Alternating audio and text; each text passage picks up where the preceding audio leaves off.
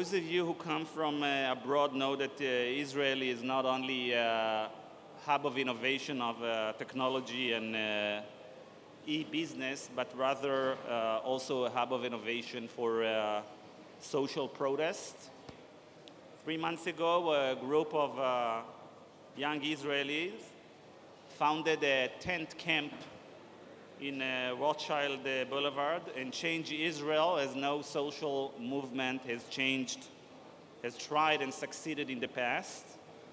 Public discourse in Israel changed dramatically in the last 3 months. Public debate changed. Government formed a committee that changed Israeli macroeconomic policy, and many Israelis thought that it was the most inspiring and optimistic summer we've ever had.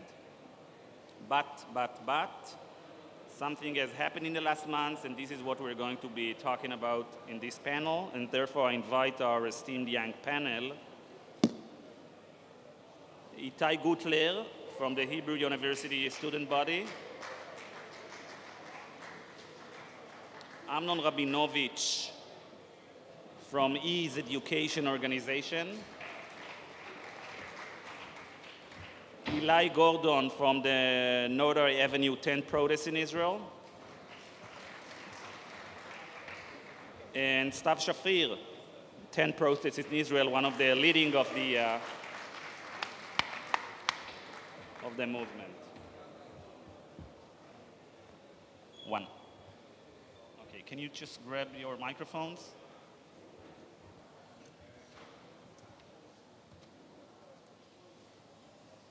Well, I have to start off with quite a different question that I anticipating asking you. And until 15 minutes ago, we had a panel here about IP television, and the hall was packed. Now we're having a panel about social protest, and we have only about less people in the hall. Does that tell us something about what happened to the protest in the last few weeks? Stav? Or do we just suck personally and individually? What?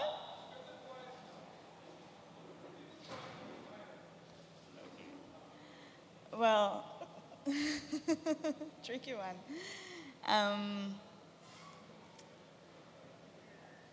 Well, I think, you know, there's a time where the social protest is the sexiest thing in town.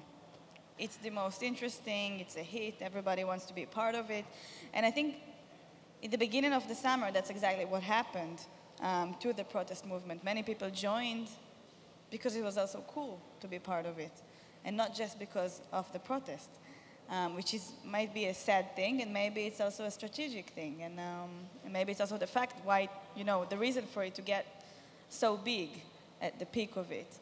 We're now reached a stage where it's time to go deeper, where it's not just about the tents and the big party and big demonstrations and marches. It's about really focusing on creating the network that is the protest all over Israel, connecting between the different groups of activists who work from, you know, Dan and to Eilat, and to see how we operate as a civil society, as a non-partisan organization.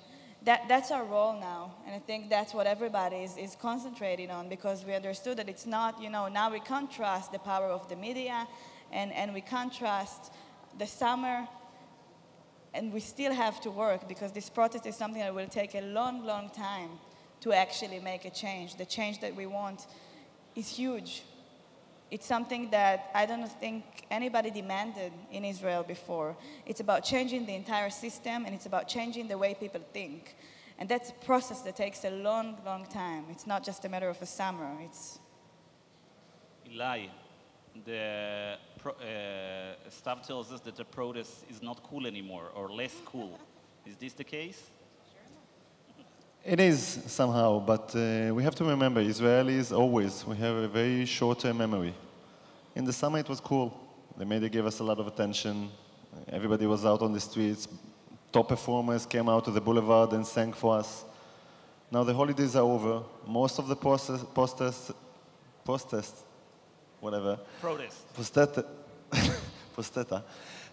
are working people. They have family to support. They have work places they have to be in.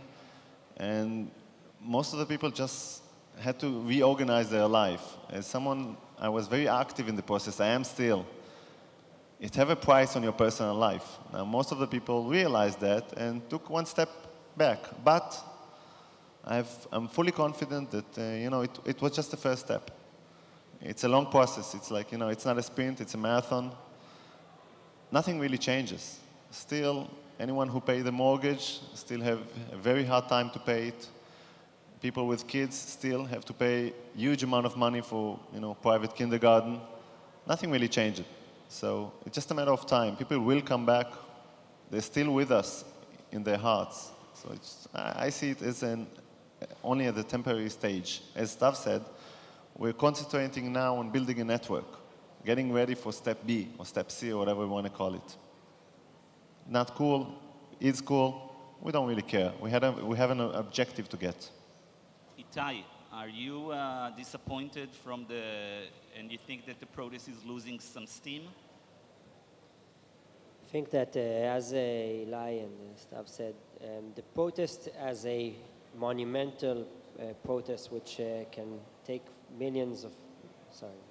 hundreds of thousands of people to the streets, you can't all the time have the same pressure and have the same influence on people to go out in these numbers. But as it was said before, I think that the issues are still on the table. Many things haven't been resolved yet by the government. And this is a long-term protest. And one step, as it was said here, is to build for the next stage, which will come, in my opinion. There will be a second round. And until the next round, you have to all the time let the protest be on the table and in the hearts and minds of the people.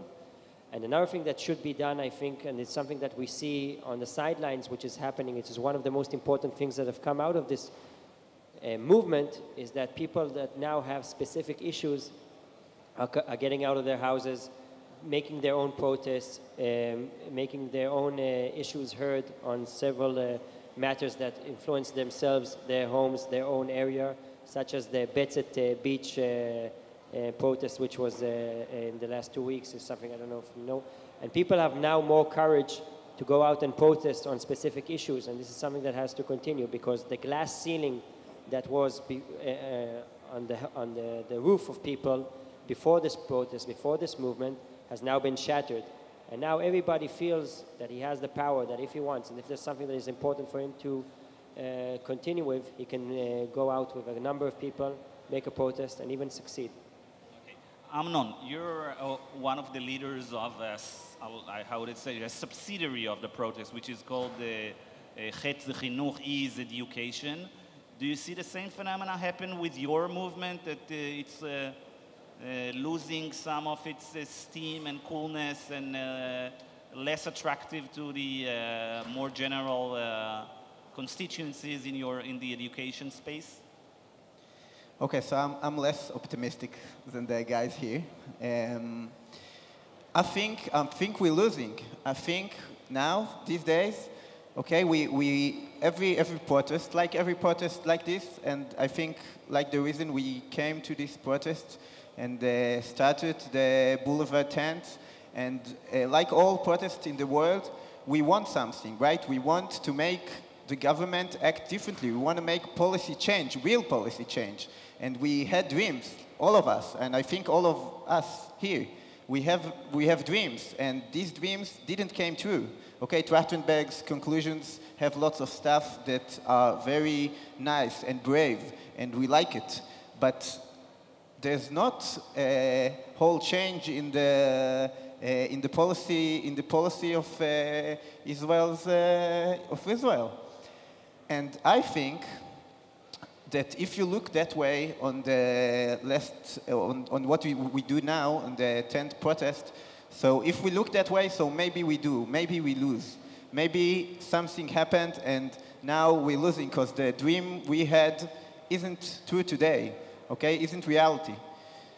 But I think seeing that way, the protest is not the whole story, okay? I think that the real issue here, that maybe the media didn't tell it to everybody here, the real issue is not to making a revolution in the policy of Israel. That's not the real thing. The real thing is to making a revolution in people's heart. And I think people that took side by side in the demonstrations now truly believe that people can make a difference here. And I think people that took part of it and people that was in the tents and make those things that everybody laugh about, but truly talked 500 and more people and talked quietly and listened to one another really are now these days are more democratic citizens. A bit, maybe a bit, and maybe some people that was part of it maybe came a bit better person. But if we look these days, what's gonna happen? So I think things can be better. Things can be other, and people, and I don't know. Maybe I'm supposed to be more pessimistic because the fact that this room now have less people in the panel than the panel before us. I don't know. Maybe it's not the best case these days, and maybe we should ask some questions about ourselves. But I think the main thing this protest should do, or the main thing we wanted to do, is not about the making revolution in the policy of Israel. It's making a revolution in our hearts and in the people beside us. Since we're such an intimate crowd, I just want to make sure that we have also English speakers in this room. Does anybody here does not speak Hebrew? Okay. Oh, okay. Okay. So we'll continue with English. Okay, just to make sure. Okay. Nice try. So, right? Amnon, thank you very much. Stav, Amnon was more blunt. He said we're losing steam as a protest. Now, it's no secret that my publication, The Marker, has been very supportive of the protest. Some people would say in the last 3 months, other people would say in the last 3 years, and some people say in the last 7 years. But still, what we hear from our readers, we interact with our readers, they send us emails, they write talkbacks on the internet, and we feel that in the last month, the leadership of the protest was not able to keep all the huge support that they had a month ago, 2 months ago. Now, do you think maybe you've made some mistakes in the way you handle the process in the last few weeks? And I would give you some directions from what I hear from our readers. Some are disappointed the fact that you did not embrace the good things that were in the Trachtenberg committee. Some were disappointed that it feels that you forgot about cost of living and the things that really matter to a lot of people that came out on the street. People say there was another protest that was focused on cost of living, on prices of monopolies and so on, and you somehow neglected it, and you're only going after our prime minister. And some of the people feel that you've turned into something that is much narrower, and in the beginning it was rather broader. What do you think? The last one is an interesting criticism because in the beginning of the protest, when we said, well, this is not just about housing, this is about a welfare state, this is about education, it's about health. So people said, oh no, don't go so broad because then we might lose everything we almost achieved in housing. I think what people expect, when people think, in the middle of the summer, people felt like they're part of a revolution. And what people expect of a revolution, when they think revolution, they think Woodstock, they think 68. They think about really big things that end with a dramatic change. But this is not 68, and it's not Woodstock, and it's not the same thing. It's not about saying no to one thing, and it's not about trying to overturn the government, because we don't think that the current government is the only government who holds the blame for the economical, social situation that we've reached. We think that it's a tradition of the past, 30 or 40 years. And that's why we can't say this is just Netanyahu, he must go, and we have to look at the entire system. And I think in Israel, our greatest enemy is losing our hope. What we experienced before the protest movement started was a great feeling of hopelessness, that there is no way to make a change in this country, that there is nowhere to go, that we're a lost case. The only thing we can do is take care of our own, homes and families, and that's about it. We're not part of a community. The Israeli society is so divided into, religious groups and ethnical groups and class groups that it felt like there was no way to make a change, to unite together and actually do something.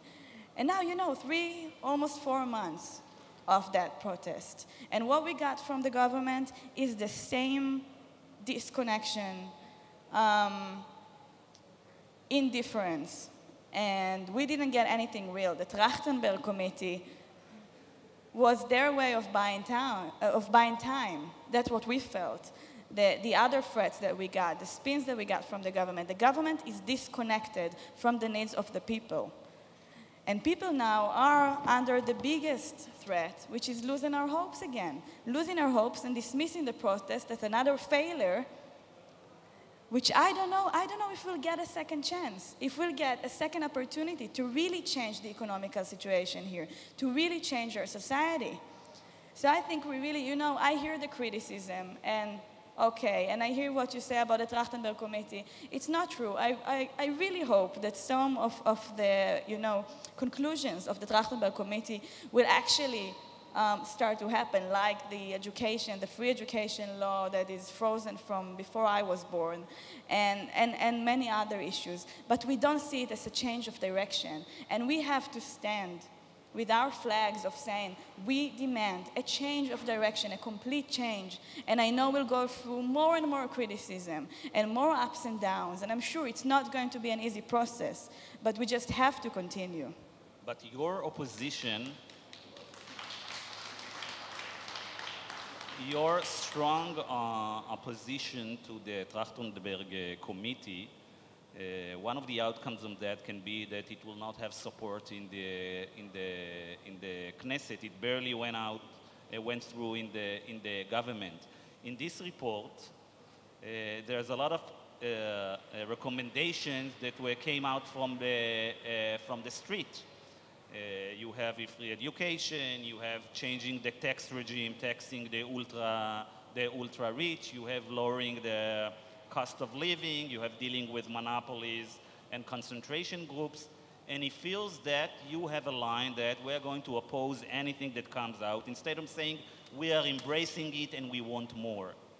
Maybe this is one of the reasons that some of your supporters thought that you are not representing them anymore.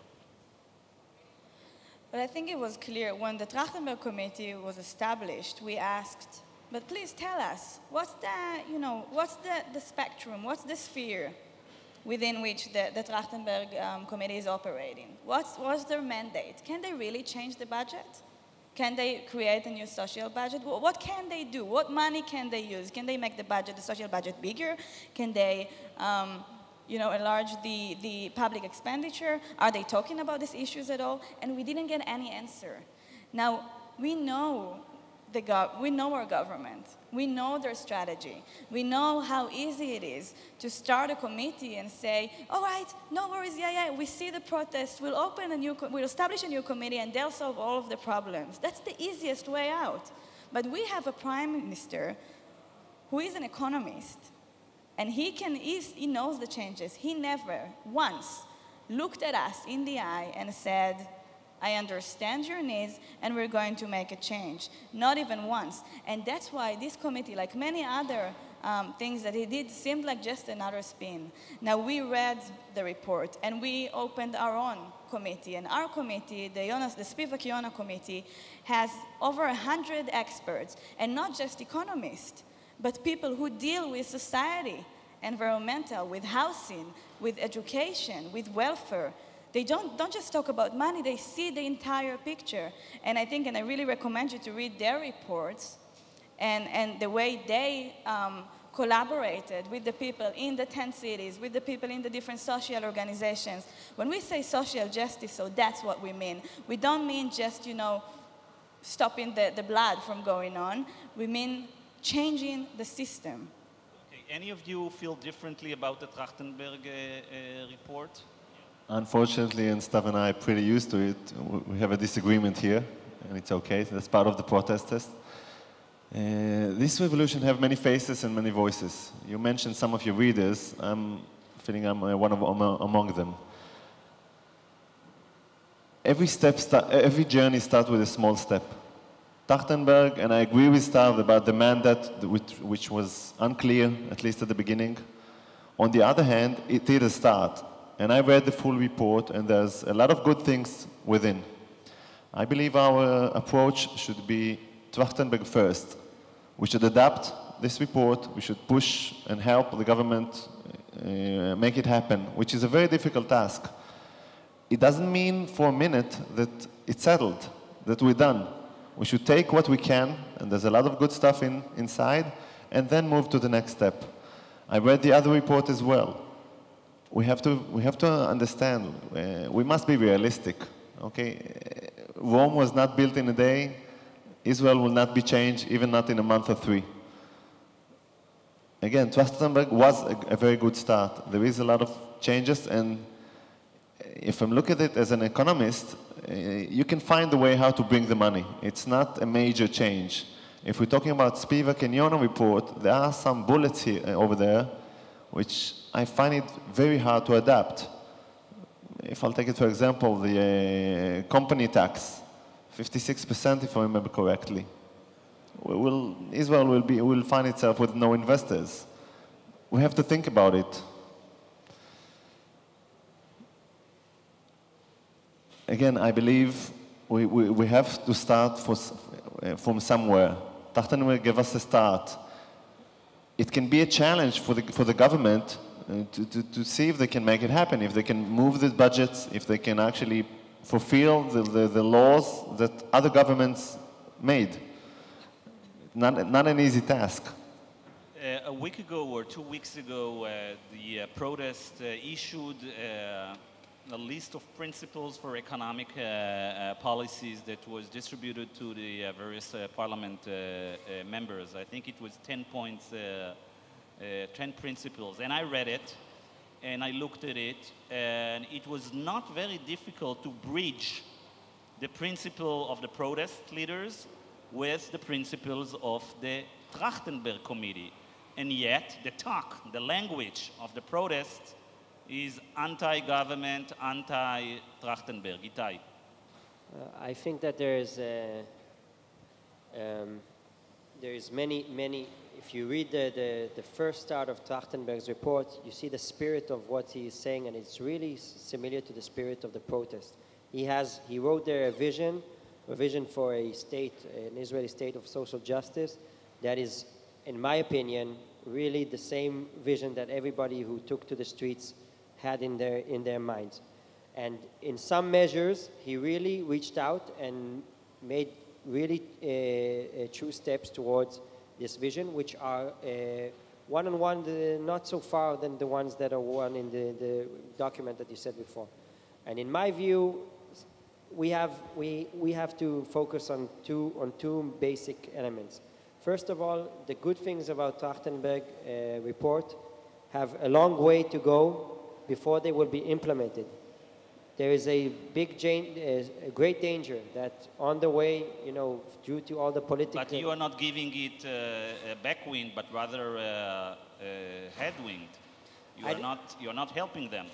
I think that it's not that we're not helping them. You have as responsibility from the ones who lead the protests. We have to say we have to put the protest on the table and say what are the elements that are not correct about this report.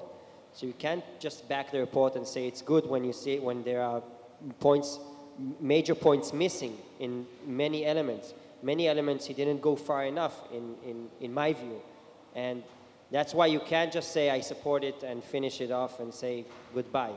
You can say I support some of it and think it's not Yes, enough. I can say I support some of the points that were in the Trachtenberg report, because some of the points are good, but in many issues he didn't go far enough, and in many issues he didn't even order themselves. Like in labor, one of the main points that are coming now on the focus of the media and on the focus of the public due to all what's happening with the Ofereni and the Istadrut is the labor employment, which he didn't, in my view, he didn't give any real assessment to how to solve this major problem, which is an Israeli problem. He gave some, but not enough. So you have to, first of all, say, on the good points, we have to fight for them to be implemented. On the bad points, we have to cancel them.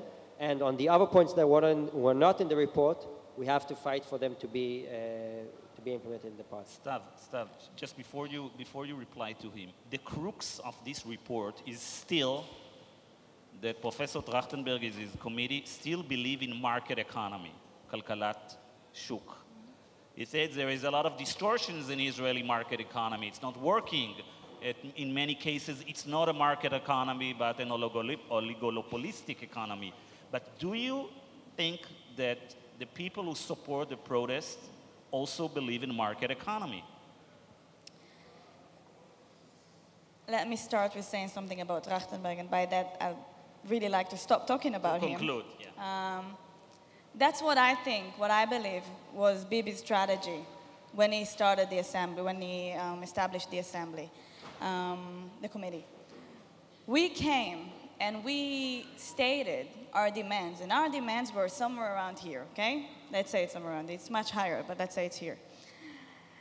And then Bibi said, okay, we'll establish a committee. And the conclusions of the committee were somewhere here.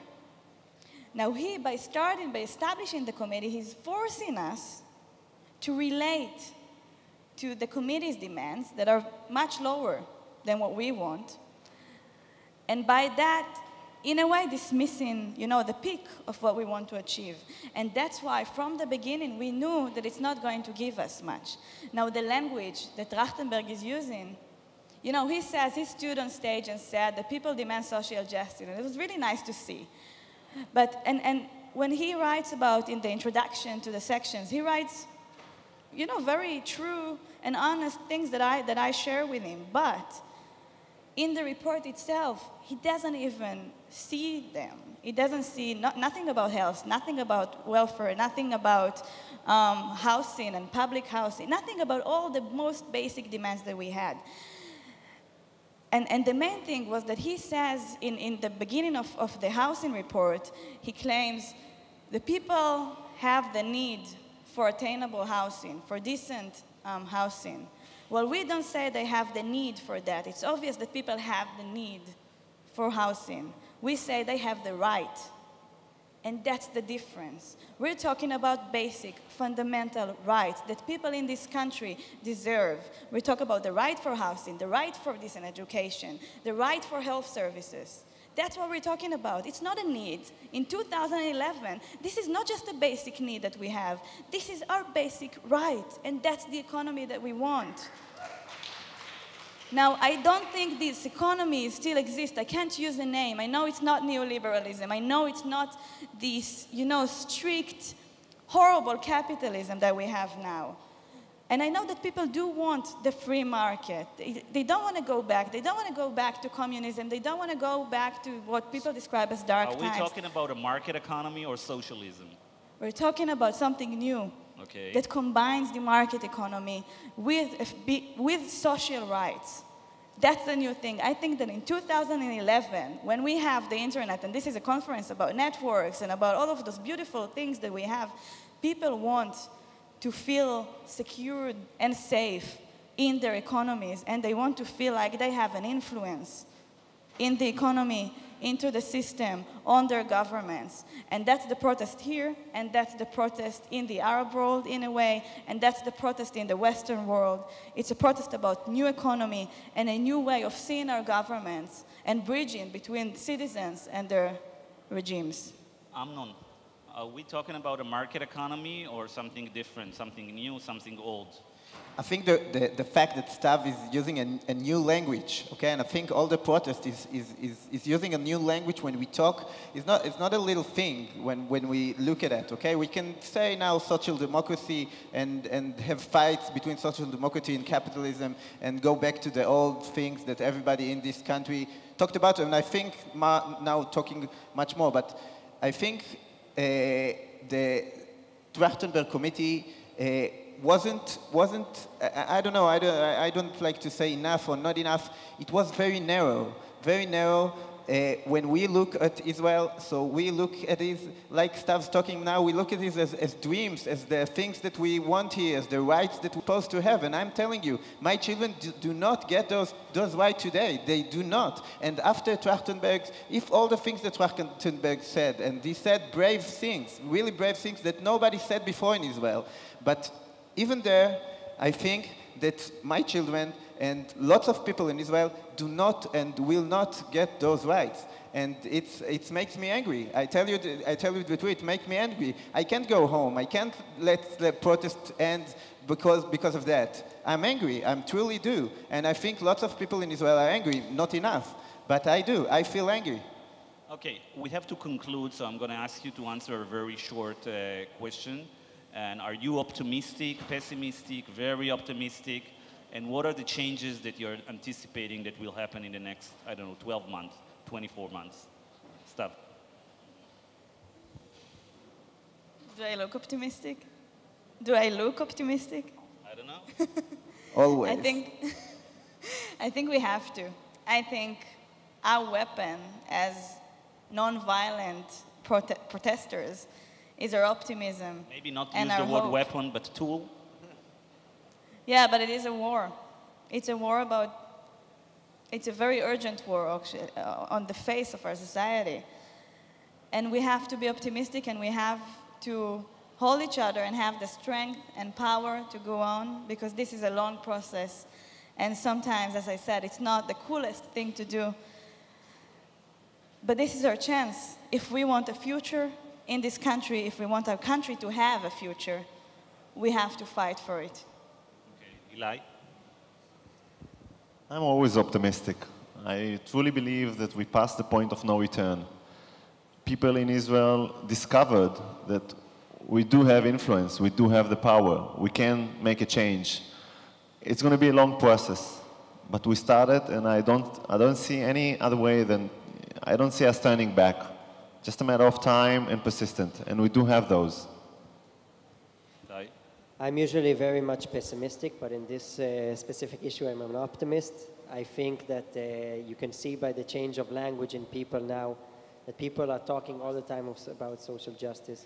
And you can see that in the Knesset, there is really a real opportunity to pass many laws that will be forwarded and will be focused on social justice. And you can see somehow now all the ministers of the Knesset, everybody wants to talk about social justice and do steps towards social justice. And this is really a big change, so we can commend ourselves for this change. This is something very important that happened from this movement. And also the way people feel about social justice and the way people know now terms that they didn't know before. They have more information about the issues, and they know now much more for themselves what are the problems that they have and how they can change them. And this is monumental. And that's why I'm very much optimistic, and I think there is a real opportunity for change, even if we will have problems. Even if we'll have security problems, this won't disappear. The social justice will continue to And he's usually pessimistic, I know him. So yes, I'm optimistic. I think all the people that was in the last summer in Israel was not only optimistic, they were a bit crazy also, because after, if we want a bit crazy, so all these things won't happen. But I'm not optimistic because I'm looking at my children. I'm not optimistic because I'm looking at the people that close to me, and I hear them talking, and I hear them talking about economy, and I hear them talking about rights, and I hear them talking about education and welfare, and I tell you the truth, I never hear them talk about it. I always hear the Israeli talk about security. And today they talk also. They also talk about security. Everybody these days talk about Iran, but they talk about one more thing. They talk about the economic and the real change we want to do in Israel. And I think that leaves us all very optimistic. Thank you. We had only, applaud. We had only a small number of people here, but we are going to upload it on YouTube. So please share this video with your friends and tell everybody that we occupied Jaffa. Thank you for your support.